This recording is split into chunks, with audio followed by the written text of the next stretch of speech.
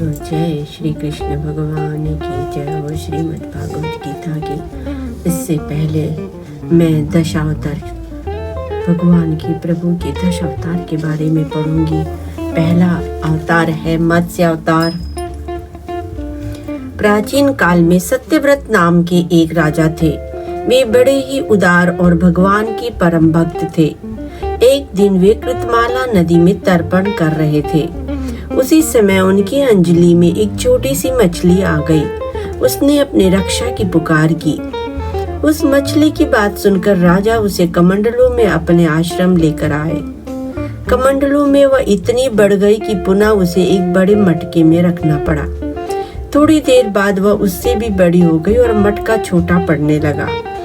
अंत में राजा सत्यव्रत हार मानकर उस मछली को समुद्र में छोड़ने गए। समुद्र में डालते समय मत्स्य ने राजा से कहा, राजन, समुद्र में बड़े बड़े मगर आदि रहते हैं, वे मुझे खा जाएंगे, इसलिए मुझे समुद्र में ना छोड़े। मछली की यह मधुर वाणी सुनकर राजा मोहित हो गए। उन्हें मत्स्य भगवान की लीला समझते देर न लगी। वे हाथ जोड़कर प्रार्थना करने लगे। मत्स्य भगवान ने अपने प्यारे भक्त सत्यव्रत से कहा, सत्यव्रत, आज से 7वें दिन तीनों लोग प्रलय काल की जलराशि में डूबने लगेंगे। उस समय मेरी प्रेरणा से तुम्हारे पास एक बहुत बड़ी नौका आएगी। तुम सभी जीवों, पौधों और अन्न आदि के बीजों को लेकर सप्तऋषियों के साथ उस पर बैठकर विचरण करना। जब तेज आंधी चलने के कारण नाव डगमगाने लगेगी, तब मैं इसी रूप में आकर तुम लोगों की रक्षा करूंगा। भगवान राजा से इतना कहकर अंतर्ध्यान हो गए। अंत में वह समय आ पहुंचा। राजा सत्यव्रत के देखते ही देखते सारी पृथ्वी पानी में डूबने लगी। राजा ने भगवान की बात याद की। उन्होंने देखा कि नाव भी आ गई है। वे बीजों को लेकर सप्तऋषियों के साथ तुरंत नाव पर सवार हो गए। सप्तऋषियों की आज्ञा से राजा ने भगवान का ध्यान किया। उसी समय उस महान समुद्र में मत्स्य के रूप में भगवान प्रकट हुए। तत्पश्चात भगवान ने प्रलय के समुद्र में विहार करते हुए सत्यव्रत को ज्ञान भक्ति का उपदेश दिया। हयग्रीव नाम का एक राक्षस था। वह ब्रह्मा के मुख से निकले हुए वेदों को चुराकर पाताल में छिपा हुआ था। भगवान मत्स्य ने हयग्रीव को मारकर वेदों का भी उद्धार किया। समस्त जगत के परम कारण मत्स्य भगवान को हम नमस्कार करते हैं। बोलो मत्स्य भगवान की जय।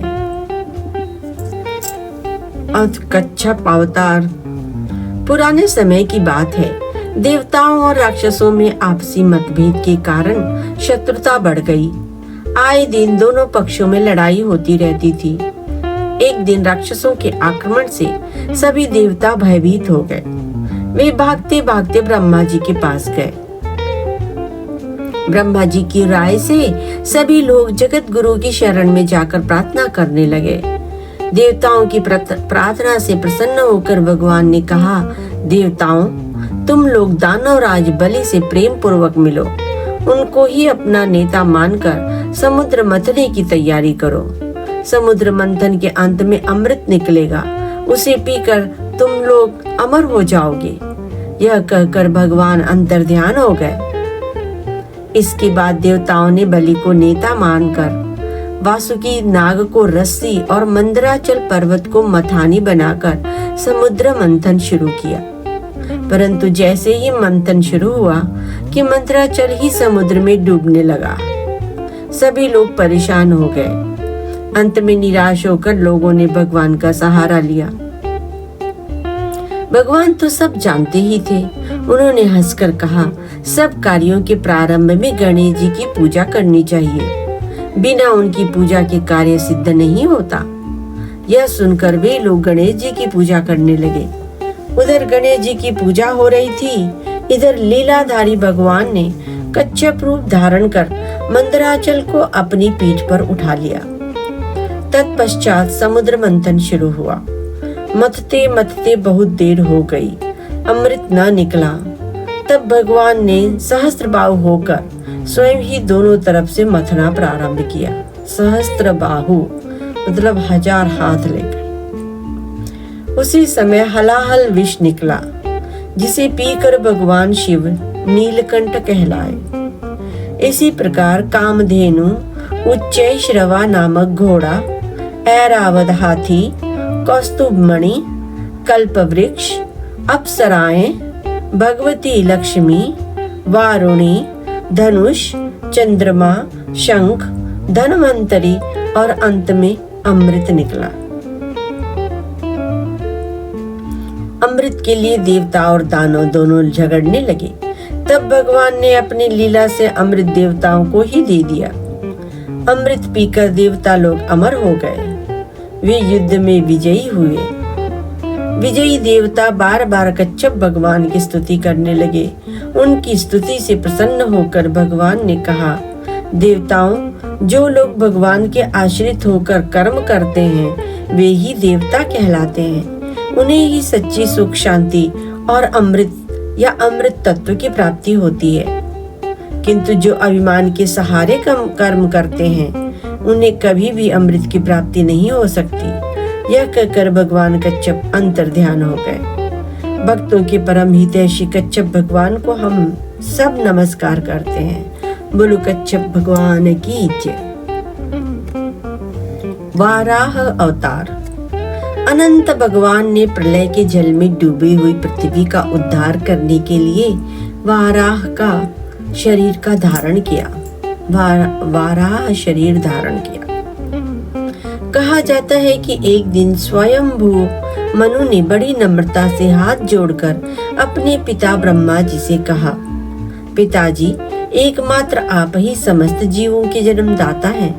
आप ही जीविका प्रदान करने वाले हैं। हम आपको नमस्कार करते हैं। हम ऐसा कौन सा कर्म करें जिससे आपकी सेवा बन सके? हमें सेवा करने की आज्ञा दीजिए। मनु की बात सुनकर ब्रह्मा जी ने कहा, पुत्र, तुम्हारा कल्याण हो। मैं तुमसे बहुत प्रसन्न हूँ, क्योंकि तुमने मुझसे आज्ञा मांगी है और आत्मसमर्पण किया है। पुत्रों को अपने पिता की इसी रूप में पूजा करनी चाहिए। उन्हें अपने पिता की आज्ञा का आदर पूर्वक पालन करना चाहिए। तुम धर्म पूर्वक पृथ्वी का पालन करो। यज्ञों द्वारा श्री हरि की आराधना करो। प्रजा पालन से मेरी बड़ी सेवा होगी। इस पर मनु ने कहा, पूज्यपाद, मैं आपकी आज्ञा का पालन अवश्य करूंगा, किंतु सब जीवों का निवास स्थान पृथ्वी इस समय प्रलय के जल में डूबी हुई है। मैं पृथ्वी का पालन कैसे करूं? पृथ्वी का हाल सुनकर ब्रह्मा जी बहुत चिंतित हुए। वह पृथ्वी के उद्धार की बात सोच ही रहे थे कि उनकी नाक से अचानक अंगूठे के आकार का एक वराह शिशु निकला। देखते ही देखते वह पर्वताकार होकर गरजने लगा। ब्रह्मा जी को भगवान की माया समझते देर न लगी। भगवान की घुरघुराहट सुनकर वे उनकी स्तुति करने लगे। ब्रह्मा जी की स्तुति से वराह भगवान प्रसन्न हुए। वे जगत कल्याण के लिए जल में घुस गए। थोड़ी देर बाद वे जल में डूबी हुई पृथ्वी को अपनी दाढ़ों पर लेकर रसातल से ऊपर आए। उनके मार्ग में विघ्न डालने के लिए महापराक्रमी हिरण्याक्ष ने जल के भीतर ही उन पर गदा से आक्रमण किया। इससे उनका क्रोध चक्र के समान तीक्ष्ण हो गया। उन्होंने उस लीला से ही इस प्रकार मार डाला जैसे सिंह हाथी को मार डालता है।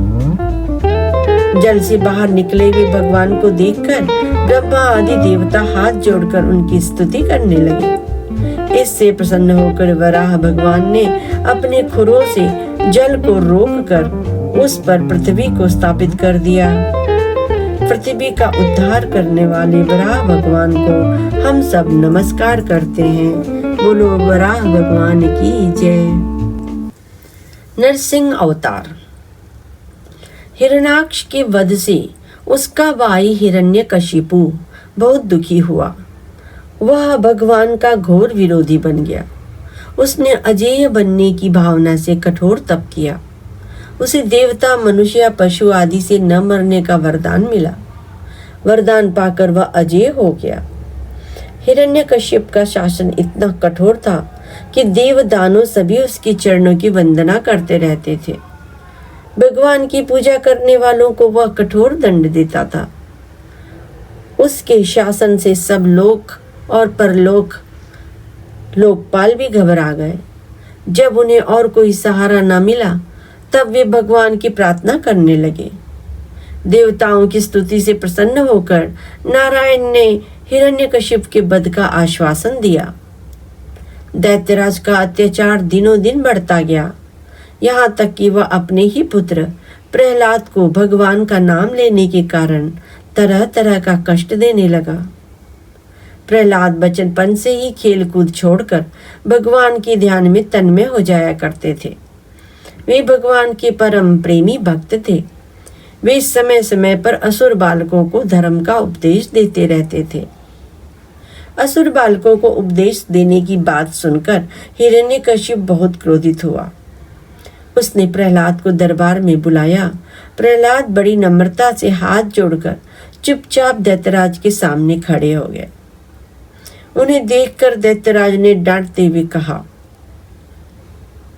मूर्ख, तू बड़ा उदंड हो गया है। तूने किसके बलबूते पर निडर की तरह मेरी आज्ञा के विरुद्ध काम किया है? इस पर प्रहलाद ने कहा, पिताजी, ब्रह्मा से लेकर तिनके के तक सब छोटे बड़े चर अचर जीवों को भगवान ही अपने वश में कर रखा है।